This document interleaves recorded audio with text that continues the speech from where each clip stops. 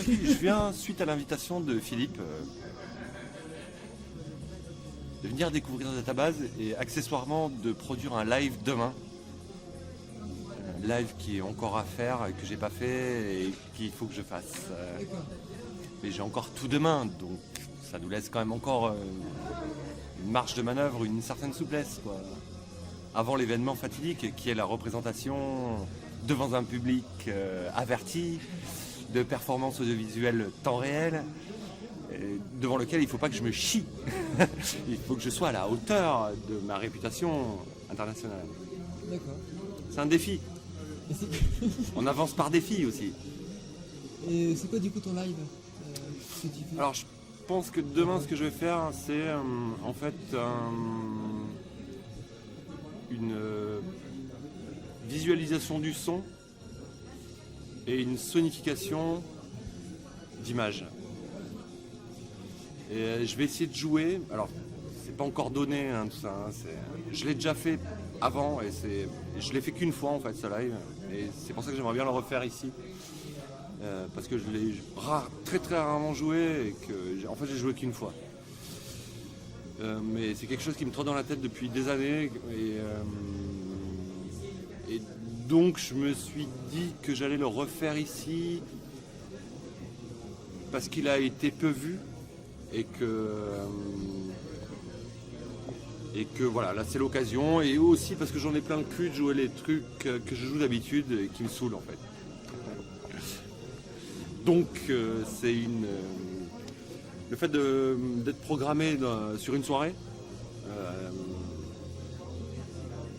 en tout cas pour moi, et ça n'a pas tout le temps été le cas, mais ça le devient de plus en plus, ça me permet de retravailler des choses en suspens ou disons, ça me permet de dégager un temps, certes parfois assez court, mais de travail sur ces performances-là en fait. Je suis pas un artiste qui est en résidence et qui a 3 mois de travail devant lui. J'ai un emploi du temps qui est juste super contraignant. Et alors du coup, voilà, les moments où je peux un petit peu m'investir dans mon travail personnel, c'est ces moments-là où je sais que je vais jouer demain. J'ai toute la journée de demain pour à partir d'idées qui sont déjà faites, hein, de choses qui sont déjà vieilles, hein, mais de réactualiser le truc et essayer de proposer en tout cas demain quelque chose qui soit à peu près lisible, à peu près intelligible sur les domaines dont j'ai parlé avant, c'est-à-dire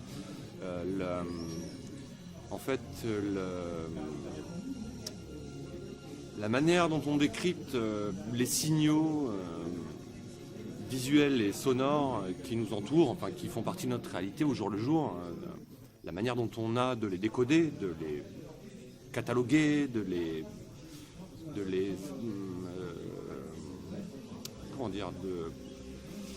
travailler sur la représentation qu'on a de la réalité en fait. Représentation de la réalité qui est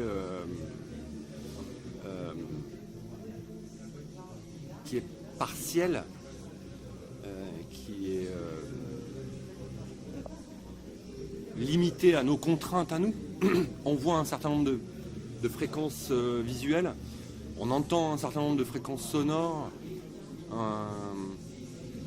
Quand je dessine un phonème ou un mot, moi, si j'écris moi, ce sont des signes, ce sont des lettres, on les interprète MOI, on l'interprète comme moi, mais on peut aussi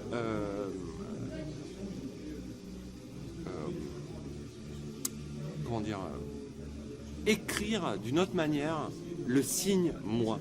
C'est-à-dire qu'on peut aussi le transformer. En l'occurrence, pour parler précisément du truc de demain, c'est en fait quelque chose qui travaille sur la transformée de Fourier et qui est en mesure, c'est un programme en fait, qui est en mesure de transformer des données en son et de transformer du son en données. Ou en fait, en gros, qui est capable de faire la liaison entre une image et un son et une image. Je sais pas si c'est très clair, mais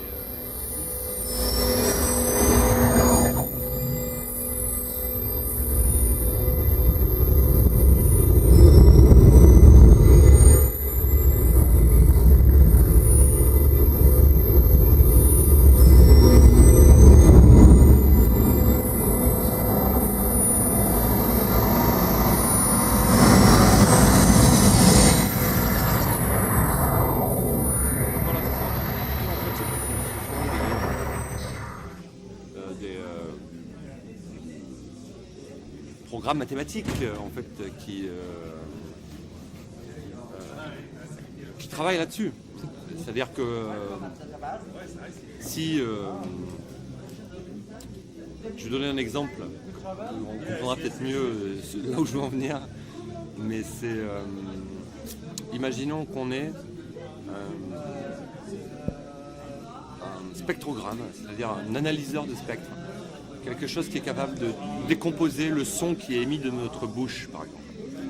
On a des fréquences qui sortent de notre bouche. Ce sont des fréquences. Quand je parle, je vais raconter des conneries. Mais quand je parle, le son de la voix, ce sont des harmoniques. C'est-à-dire ce sont de multiples fréquences qui se créent dans la bouche, qui se créent dans la gorge, au niveau de la langue, etc. Ça forme une multitude de fréquences modulées par tout un tas de choses, les poumons, comme je l'ai dit, la gorge, etc. Ces fréquences, elles peuvent être enregistrées. Ça va des graves à l'aigu, dans ce que nous, on est capable d'entendre. La parole parlée, elle a une dimension temporelle. Quand je dis quelque chose, ça dure plusieurs secondes. Ça veut dire que par chaque microseconde à laquelle je parle, on peut analyser ces fréquences, les répertorier, les enregistrer. Combien il y a de graves, combien il y a de aigus, combien il y a de médiums, etc. On peut séparer le spectre sonore en plein de petits bouts comme ça, en plusieurs milliers de bouts, en partant du 50 Hz jusqu'au 22 000 Hz ou plus, etc. Et le programme représente ça, c'est-à-dire qu'à chaque microseconde, il va imprimer les fréquences captées par bout et passer aux fréquences suivantes. Si je fais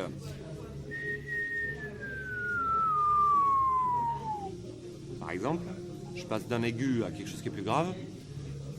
Dans le programme, ça va donner quelque chose qui part d'un aigu et qui se dirige vers le grave progressivement, comme quelque chose qui glisse de l'aigu au grave. Si on représente ça dans le temps, imaginons qu'on enregistre à mesure, ça va créer une droite, une ligne, qui au départ, si on dit que les aigus sont à droite et les basses sont à gauche, c'est arbitraire, hein, mais on va partir d'un point qui va se situer à droite et qui va progressivement dans le temps se déplacer vers la gauche. Donc on va avoir une ligne qui va se dessiner, qui va représenter la fréquence, le sifflement, qui va donc nous montrer une ligne tracée, graphique, visuelle, de notre son, de l'enregistrement de ces fréquences et de sa temporalité. Voilà. Je ne sais pas si j'explique mieux. Donc en fait le jeu se situe à ce niveau-là. C'est-à-dire que on peut avoir des sons qui font des images. Je passe de la musique. N'importe quoi, du son. Je le fais passer dans le spectrographe et là le spectrographe me montre. C'est un petit peu comme par exemple, pour se représenter le truc un peu plus simplement, c'est un peu comme les représentations de tremblements de terre. Quand on a un papier qui défile comme ça, on a un papier qui défile en permanence, et on a des petits senseurs qui sont là et qui enregistrent. Chaque senseur, chaque aiguille qui bouge comme ça, elle est sur une fréquence.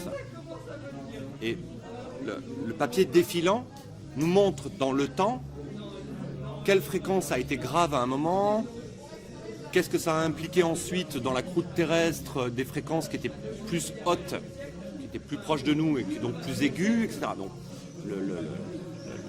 la chose qui visualise le tremblement de terre va commencer par une onde qui est très profonde dans le sol et qui va commencer à vibrer. Et puis quand le tremblement de terre va arriver à l'écorce terrestre, ça sera l'onde sonore de surface qui va apparaître.